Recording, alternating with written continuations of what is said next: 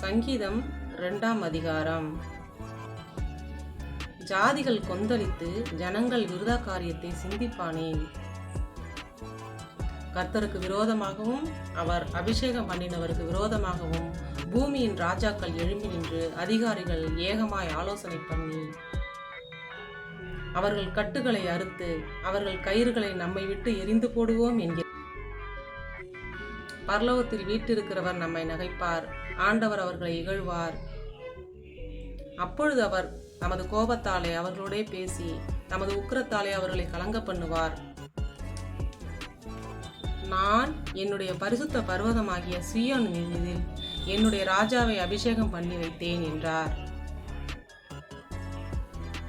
தீர்மானத்தின் விவரம் சொல்லுவேன். கர்த்தர் என்னை நோக்கி, நீர் என்னுடைய குமாரன், இன்று நான் உன்னை ஜனிப்பித்தேன், என்னை கேளும். அப்பொழுது ஜாதிகளை உமக்கு சுதந்திரமாகவும் பூமியின் எல்லைகளை உமக்கு சொந்தமாகவும் கொடுப்பேன். இருப்பு கோலால் அவர்களை நொறுக்கி புயக்களத்தைப் போல அவர்களை உடைத்து போடுவீர் என்று சொன்னார். இப்போதும் ராஜாக்களே உணர்வடையுங்கள், பூமியின் நியாயாதிபதிகளே எச்சரிக்கையாயிருங்கள்.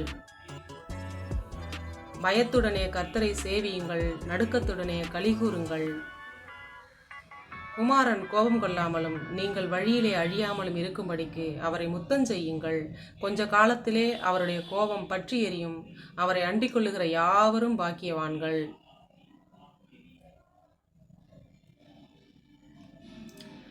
இந்த சேனலில் லைக் பண்ணிக்கொள்ளுங்கள், ஷேர் பண்ணிக்கொள்ளுங்கள், சப்ஸ்கிரைப் பண்ணிக்கொள்ளுங்கள். கர்த்தர் யாவரையும் ஆசீர்வதிப்பாராக. ஆமேன்.